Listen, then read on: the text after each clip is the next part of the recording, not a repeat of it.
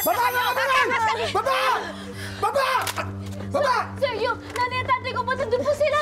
Sige, kami na bahala. Ikaw mo ko. Nandun po. Annalyn! Annalyn! Annalyn!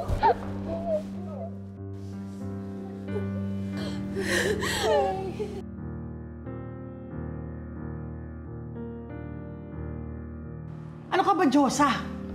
Tinatanong pa ba yun? Siyempre, hindi siya okay. Grabe yung pinagdadaanan niya. Pareho sila ni Lynette. Kala ko iniwan mo na ako eh. Kala ko wala ka nang paki sa akin.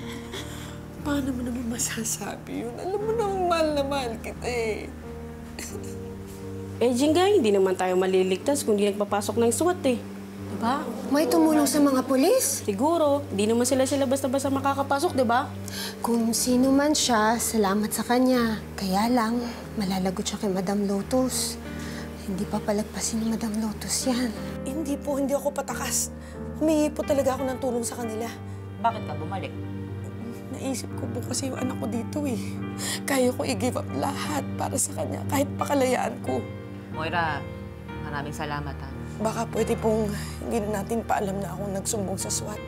Kapag nalaman po yun ni Madam Lotus, patay po ako dito.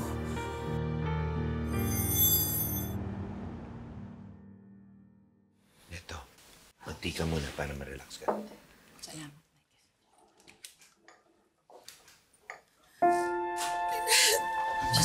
Tita.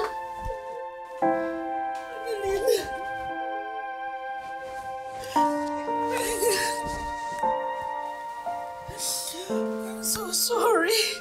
I'm so glad that you're all safe. Pero sorry for putting all of your lives at risk. Sorry. Don't think about it, ate. The important thing is that we're all safe.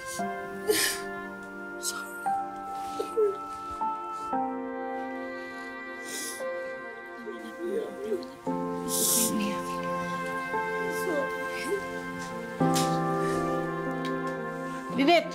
Lynette! Andito na si Carlos. Carlos.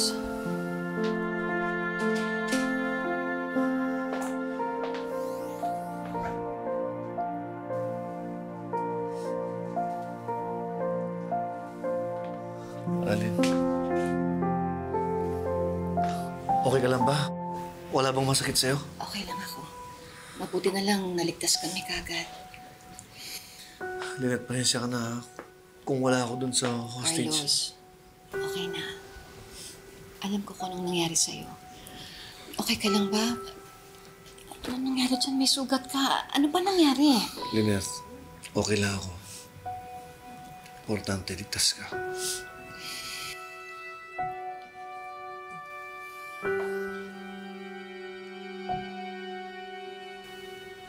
Carlos, I saw you earlier sa jail. Di ba nakikipag-away ka pa nga doon sa may reception kasi ayaw kang papasukin? So umalis ka pala. Akala ko na hostage ka kasama nila.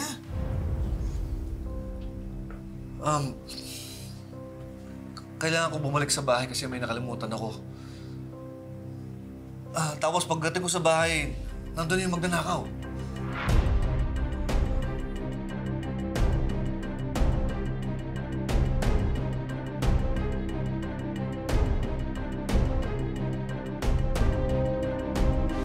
Doc, maiba ko. Tinawagan ko kanina yung cellphone mo. At ang sumagot yung sekretarya mo. Ang sabi, nasa OR ka raw. Pero nung tumawag si Doc Lindon sa East Ridge, ang sabi wala ka raw schedule for operation. Nasa bahay ka lang pala.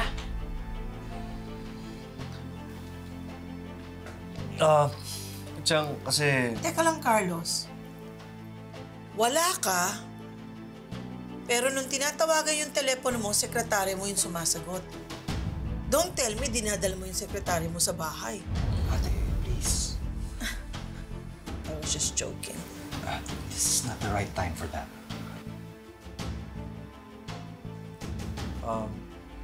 Naiwan ko kasi yung cellphone ko sa office ko sa East Ridge. Baka naman nagkamali lang yung secretary, Doc Carlos. She thought na may scheduled operation siya. Well, I hope he's telling the truth. Giselle, nagsasabi ako ng totoo. Oh, chill! Grabe naman ang init ng ulo mo. Pwede na ako magpakulo ng kape sa init ng ulo mo eh. Ate, pwede ba tigilan na natin si Carlos?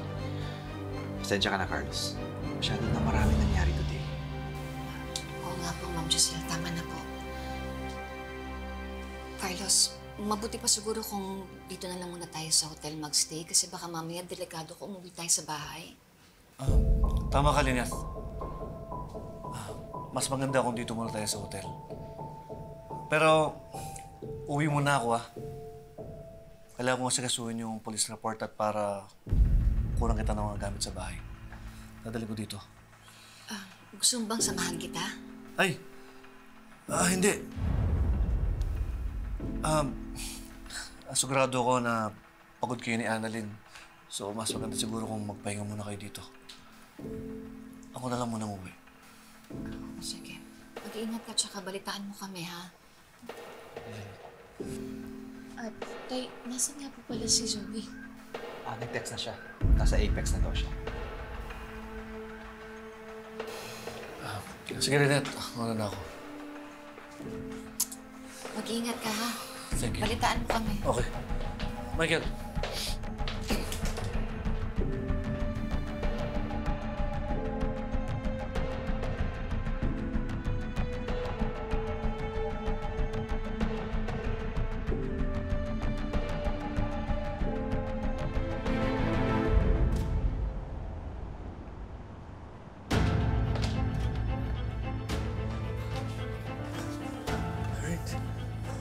Erin.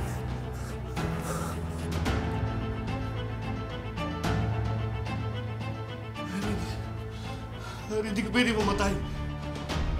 Erin.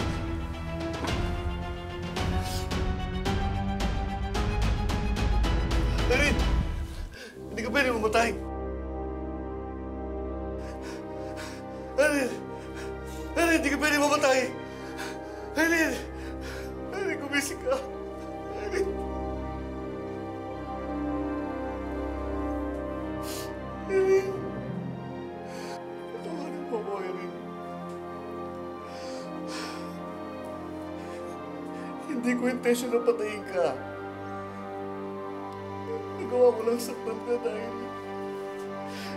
sinisira mo ang buhay ko. Pilit mong kinukuha ang taong importante sa akin. Hindi ko hayaan yun.